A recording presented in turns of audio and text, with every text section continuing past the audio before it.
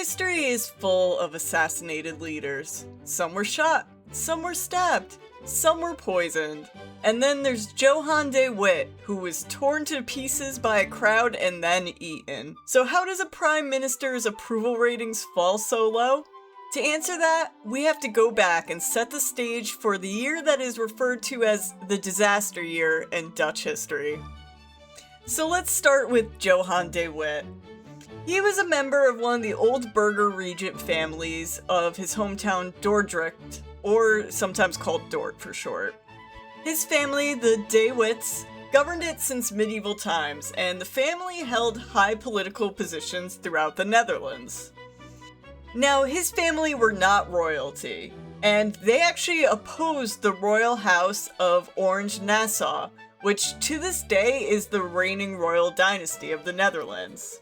The House of Orange-Nassau has a long history, starting with the Counts of Orange, who were vassals of the Holy Roman Emperors in the 12th century and began to style themselves as princes very early on. In 1568 to 1584, William I, also known as William the Silent, the Prince of Orange at the time, led the Netherlands revolt against Spain and held the office of stadtholder in many of the rebelling provinces. A stadtholder, if you're not familiar, is the chief magistrate of the former Republic United Provinces of the Netherlands, so it's a leadership position. This started a Dutch tradition of the Princes of Orange monopolizing the stadtholderships with support of what was referred to as the Orange Party. And this party was composed of nobles, artisans, Calvinist leaders, and even peasants who believed in the Princes of Orange. So the De Witts opposed this leadership and this tradition. Johan De Witt's father, Jacob De Witt, was 6 times burgomaster, and he was a pretty powerful man, so he was able to educate his children pretty well. They were a well-off family, even though they weren't nobles. Johan De Witt, from a young age, showed very early talents in school, particularly as a mathematician. And he actually wrote one of the first textbooks in analytic geometry, which is called the Elementa Curvarum Linearum. In 1650, he was made pensionary of Dordrecht, and the town's deputation in the States of Holland. And yes, part of this was due to his father's influence, but he was also an intelligent man and was pretty diplomatic. He supported the States Party, as did his father, and opposed the princes of the House of Orange, and wanted the Dutch Republic to be governed by wealthy regents and merchants. Now, this very same year in 1650, William II, who was the young Prince of Orange at this time, rallied an army and seized 5 of the leaders of the States Party that Johan De Witt supported, and imprisoned them. One of these actually including Johan's father, Jacob De Witt. William II then ordered his army to march on Amsterdam, and this seizure of Amsterdam failed, but he wound up compromising with the States Party. Unfortunately, William II would die of smallpox soon after, leaving behind one child, William III of Orange, who was very young at this point. This death of William II was a bit of a catalyst, because he died very shortly after imprisoning members of the opposing party, and this caused a stir. But the principles that Johan and Jacob De Witt backed triumphed, and the States Party became predominant after the death of William II. So they had the power. Just 3 years later, Johan De Witt was appointed Councillor Pensionary of Holland at the age of 28, which effectively put him in charge of the country. His leadership abilities got him re-elected 3 more times after this, in 1658, 1663, and 1668. So he was not only good at his job, he was also fairly well liked to be re-elected 3 additional times after his initial election. When he came into power in 1653, his country was in rough shape. They had just been warring with England in the First Anglo-Dutch War, and he set out to bring peace. So let's talk about the First Anglo-Dutch War. This war happened between 1652 and 1654. The war was initiated by England as Dutch merchant fleets had been trading with British colonies in America, and this pissed England off. England declared that its colonies were only allowed to trade with British ships, not the Dutch, which provoked a naval war with the Dutch. This war seriously affected both countries' abilities to ship goods and wasn't a good situation for anyone. However, it wound up being that the Netherlands did a little bit worse than England and essentially lost the war. So this is the situation De Witt basically started his career with. There was initially a suggestion to union Denmark and England as one power, but De Witt absolutely rejected that. However, he did end up signing the Treaty of Westminster in 1654 to end the war because, as we said, Netherlands lost the war. They weren't doing great. So he met with Oliver Cromwell, the Lord Protector of England, to negotiate the terms of the Treaty of Westminster. And they actually wound up meeting in secret outside of the scope of the public eye and officiants to include a secret clause in the treaty before signing it. So what did this clause declare? It actually forbid the young Prince of Orange, William III, who was left behind after William II died of smallpox, from ever taking future government positions and jobs within the Netherlands. This included stadtholder or army leader positions. This secret clause became known as the Act of Seclusion.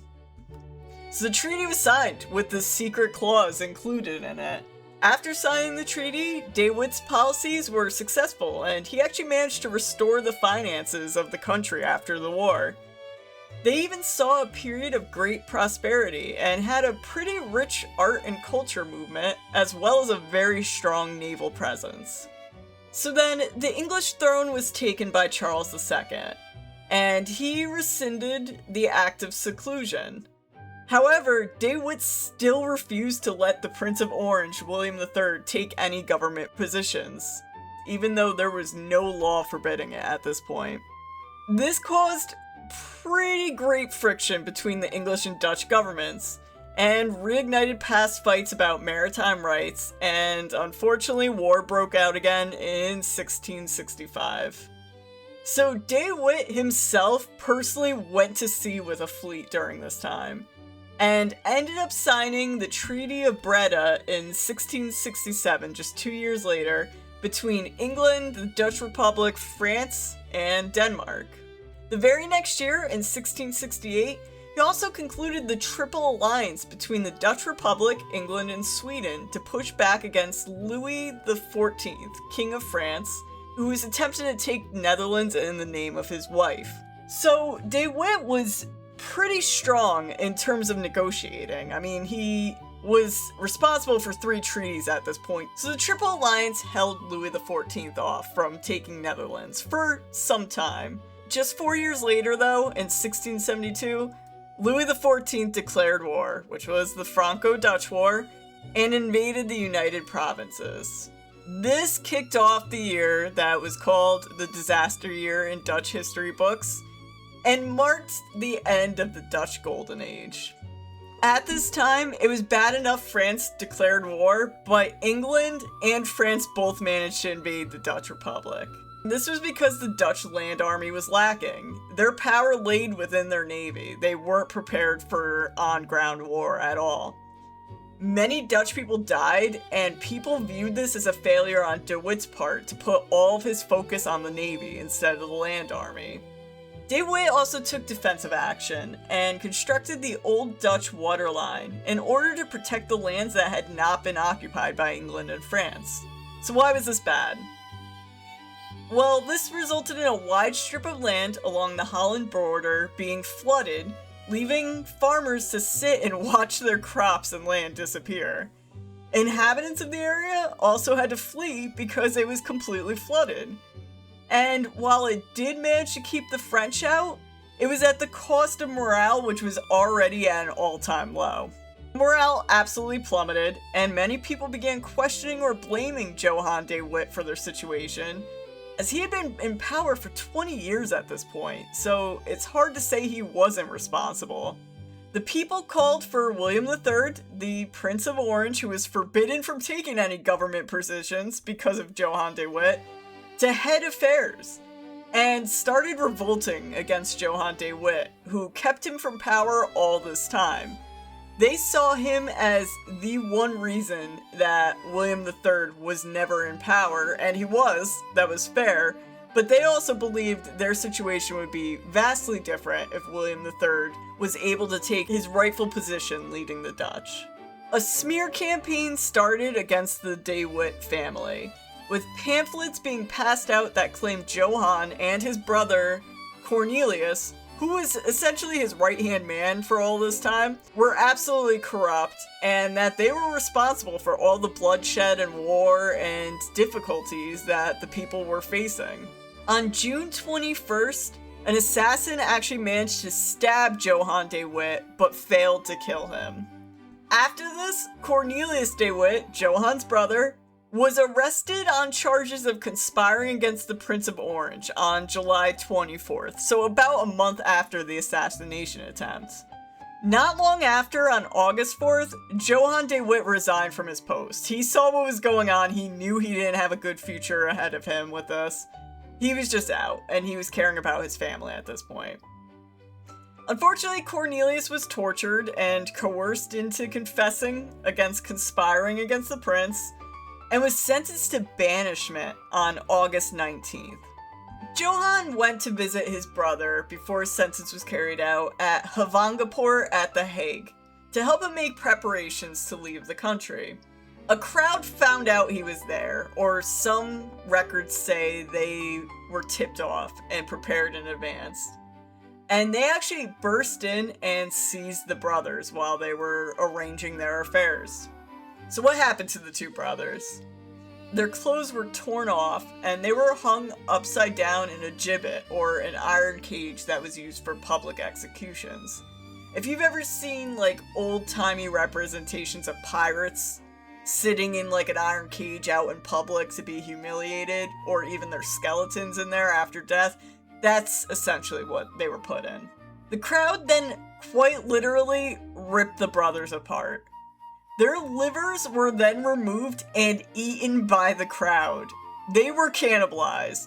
These people had their morale destroyed so much, they were so angry, they ate the rich, which is just incredible, but moving on, they didn't stop there.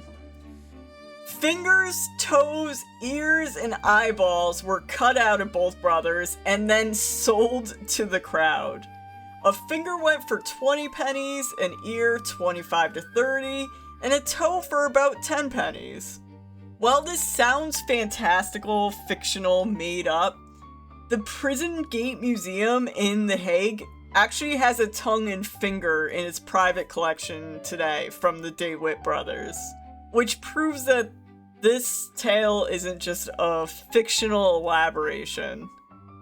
And you have to keep in mind, it was pretty common back in that time for crowds to pick a souvenir in the age of public executions, such as taking teeth from the corpse or a finger.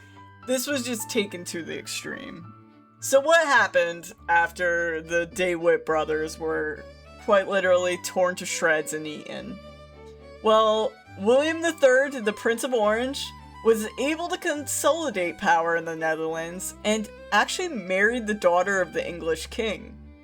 He would go on to become King William III of England and ruled England jointly with his wife Mary until his death in 1694. And as we mentioned in the beginning of the video, the House of Orange is still in power today. The current King of Netherlands is Willem Alexander from the Orange family. So they were able to get themselves in a good position even after all the meddling from the De Witt family. The De Witts themselves, unfortunately, are more remembered for this act of cannibalization and execution than any of Johan De Witt's political accomplishments, which he did do a fair amount in his 20 years of power. But it's easy for that to be overshadowed with the legacy of being the Prime Minister who was ripped to shreds by a crowd and then eaten. So the Dutch Republic survived the disaster year. Johan De Witt did not. And nearly 350 years later, his death is still remembered as one of the most shocking political murders in European history. I hope you guys enjoyed this journey as much as I did. If you know any other weird political assassination stories or anything along these lines, leave them down in the comments below. I'd love to hear them. And I will see you guys next time on the next episode of the Decay Learning Center. Till then, friends.